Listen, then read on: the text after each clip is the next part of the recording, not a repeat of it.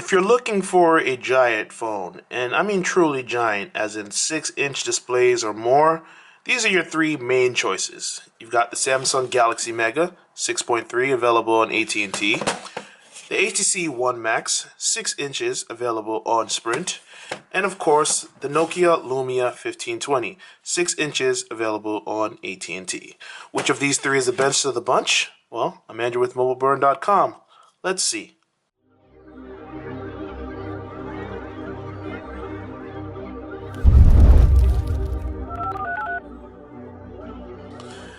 These are three different phones from three different companies, and they take very different approaches, predictably. Let's start with the Samsung Galaxy Mega.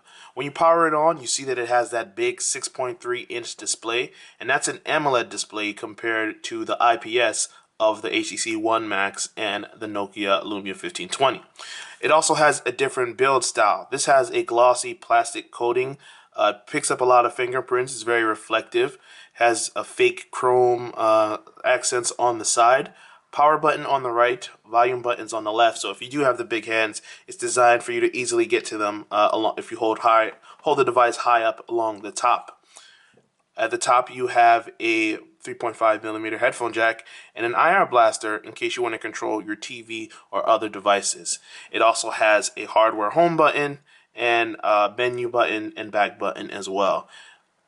Okay, then you have the Nokia Lumia 1520. It also has plastic, but this has more of a matte finish, so it feels a lot more comfortable to hold. Doesn't pick up as much moisture, so it's nicer. But along the sides, it has a power button in the middle, volume button at the top, so it's designed for you to hold it up top as well, but you don't have to lean over, which is an advantage there. At the bottom, you have a dedicated camera button. At the top, you have your headphone jack. No IR blaster, and at the bottom you have your charging port. As far as the buttons go, this is a Windows Phone handset, so it has the same standard buttons that you see on every Windows device: back, home, and search in case you want to launch Bing.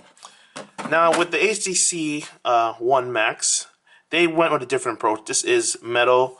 It has like aluminum on the back, and it has the volume button and the power buttons along the side as well. The sides are not metal, they're more plastic. And this one, even though it's technically not as heavy as the other devices, it feels heavier just because it's metal and a lot of the weight is at the top. But it's also one of the slimmest of the three devices. So if you want that massive screen without feeling like you have to reach over all the time, this might be the one that you want to go for. But we'll get into that a little more later when you have to compare some other features.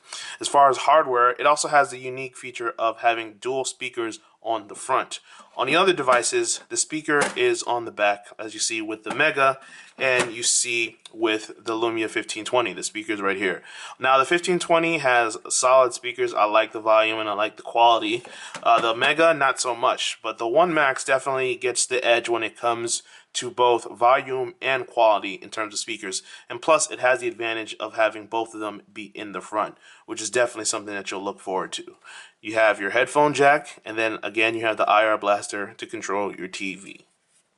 Now, when you're comparing screens that are at least 6 inches or more, it's obvious that display quality is going to be a big deciding factor for you. In that case, the Galaxy Mega has some catching up to do.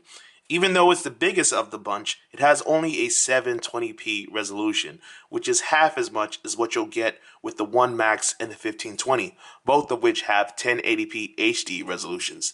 And if you ask if that makes a difference, the answer is absolutely yes. The One Max and the 1520 look clearer. It's obvious that they're more dense in terms of pixels, so when you're watching video and looking at photos, they'll look a lot better. Aside from that, the 1520 has something that neither device has, which is sunlight readability, which is designed to make it more visible outdoors. For that reason, I think that the 1520 has the best display out of all three of these phones. Aside from that, you can change the color, temperature, and profile, even though you can't really change the brightness on a sliding scale like you can with the Mega and the One Max. I think overall, the 1520 has the best screen. The phones become especially distinguished when you're looking at software. With the Galaxy Mega, you're running Android 4.2 with Samsung's customization. So you see things like the Watch On app. This allows you to browse what's on TV that night, You can tune it to the station because, like I mentioned, it has the IR blaster built in. And aside from that, it provides you recommendations. When you look at the lock screen, you can jump to a specific app. So if I want to jump into Google Now, which has my personalized search, I can just tap on that app and drag up, and it'll take me into the search app. Aside from that, there are a bunch of Samsung TouchWiz customizations. Some are better than others, but a lot of them look pretty ugly. But one thing that you'll definitely take advantage of is the multi-window. When you have multi-window enabled and you hold down on the back button, you see this list of different apps that you can have, and you can open them simultaneously. So when I go to my list, I say, you know what? I want to have Twitter open at once, and in the other window, I want to have YouTube open. So this allows me to watch a video and tweet it at the same time. And you can do the same thing with Hangouts for text messages, taking notes, looking at maps, reading your email, browsing the web. There are a variety of different apps that are compatible, and you can edit to choose which apps will appear in the system order, and you can choose how it looks. So this is definitely something that's going to be appealing to people who like to multitask and do things that are unique to these large screen form factors. The One Max also has lock screen shortcut, so I can jump directly into the browser straight from the lock screen, or I can go home and find apps the normal way by browsing through the drawer. But something that's unique to HTC is what's called Blink Feed. This is basically your joint social media center, so you can link it with Twitter, Facebook, Instagram, and see links that your friends post or news articles from some of your most trusted websites. Hint, hint. And then you can just have it all in one place. Now, this is running Android 4.3 Jelly Bean, so it has newer software than the Galaxy Mega, and it also has better, cleaner software, in my opinion. I just like the way that Sense looks more than I like TouchWiz. And aside from that, you get better widgets for people on your home screen. You can have contact widgets. And it has a better multitasking view. You just double tap and you see all of the apps that you have open at once in a grid rather than having to scroll up and down like you do with the Galaxy Mega. Also, the gallery apps look a little cleaner. The email apps, the messaging, aside from the music app, which neither one are that great, I think that the One Mega has the better implementation of Android. I mean, the One Max has the better implementation of Android than the Galaxy Mega does. Another unique feature is that I can program this fingerprint scanner on the back to do certain things. It's a little dodgy and it doesn't work all the time. But if I can actually program additional fingers to do different stuff. So with my left hand now, I'll swipe with the index finger, and it launches directly into the phone. So I can also program this to do the camera, the browser, or any other app, and I can have different fingers. So if I swipe with my middle finger, it'll launch a different application. So that's something that's unique to the One Max. The 1520 has a lot of communication features, but unfortunately some of them are useless to you unless you know a lot of people that use Windows Phone. But others are still valuable. For instance, in the Me Center, you can have a unified view of all your social media channels that are connected to it. So you can see your notifications in one place. You can see what's new related to you, things like that, and all your activity. And you can also get that same view for other people that you follow. So if you're looking for a way to have a good social view, that's something that you can have. You also have Office, like I mentioned earlier, which is the best implementation of Office on a mobile device. Now the question is, do you rely on Google services a lot? Because if you do, then you might want to look at the One Max because Google services are obviously going to be better on Android. Google Maps is going to be available to you. An actual working YouTube app is available on the One Max, something that's not available at the moment on the One Max. It's not a very good option at all. So if you use Gmail a lot, if you use Google Maps a lot, Google Plus, things like that, you're going to want to look for the One Max because Google is going to make sure that Android runs its services efficiently, and it's going to be the best version that you can get on the One Max. If you rely more on Windows services like Xbox Music, Live Mail, things like that, you'll get by just fine on the 1520. It's less of an issue. It's easier to go from Microsoft to Android than it is to go from Android to Microsoft. That's a whole nother issue though, but if that's a concern for you, it's something you should look out for. When it comes to the camera, it's pretty easy to pick a winner. The Galaxy Mega 6.3 has an 8 megapixel camera. It doesn't have much else going for it, and the camera UI is a little confusing, but it can take decent enough photos. Once you get into the app, you press mode to switch between the many camera modes that are available to you. Find the right one that meets your needs, take a picture, just like that, you've got it done. You can also adjust settings in the left-hand menu right here. So you can play around with the settings to change picture size, exposure, things like that. The HTC One Max takes what's called ultra pixels. That's designed to increase the size of the sensor rather than the image. So typically this can help in low light situations, though sometimes it can be a hindrance more than a help.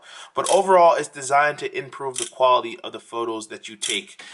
The UI for this is a little more confusing because a lot of things are buried in the menu. So if you want to change the white balance or you want to change the contrast exposure, you have to go through a lot of menus to get to that. That's unfortunate. But otherwise, this is a very simple to use interface. You tap on something to focus, take a picture, and you're on your way. The Lumia 1520 is the clear leader of the pack. It has a 20 megapixel camera, and it has software that's a little more than you need, but can still be useful in a pinch. You can tap to focus on a specific area, and you can also make adjustments by tapping right there to change the exposure. You can change the ISO, the focus, the white balance, so you can switch between daylight, fluorescent lights, and all of that. Nokia also packs in several other camera apps. You've got the Nokia camera, the standard camera, which is going to be a little bit faster, but won't offer as many changes. Then you've got the Nokia refocus camera in case you want to change between forefront and background focus. And you've got Nokia Storyteller. There's just a lot of camera apps. Sometimes it can be a little overwhelming, but at the end of the day, when it comes to getting the right picture, you're far more likely to get it with the Lumia 1520 than you are with the other devices in this comparison. In the case that you can get by without using Google services, you might want to take a harder look at the Lumia 1520 because of the camera. The camera is clearly superior when you compare the two devices. It's better, it's sharper, has a better options. It has a 20 megapixel camera compared to the 4 megapixel camera in the One Max. But it's not that it's a bigger higher megapixel count. What matters is the quality of the image and the fact that the 1520 has optical image stabilization, which reduces blur, something that you don't get with the One Max. So at the end of the day, I think that Android is the better operating system in my personal opinion, but there are a lot of people who don't really care for Android. Well, actually not a lot because Android is the leading manufacturer or leading operating system, but there are people who would prefer to use Windows Phone 8. If you're one of those people, the Lumia 1520 is obviously going to be better for you because it does have the better screen. It has not as good speakers, but still good speakers. It has comparable battery life, and above all, it has the superior camera. So at the end of the day, there are some people out there that are going to be happier with the 1520.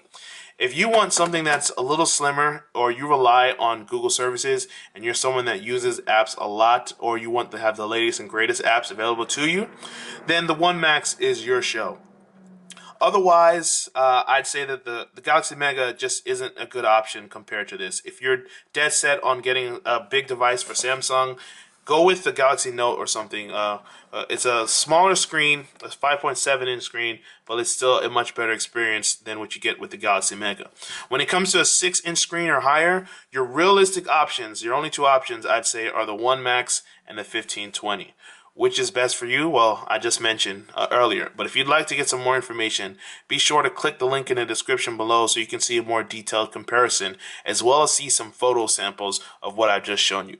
I'm Andrew with MobileBurn.com.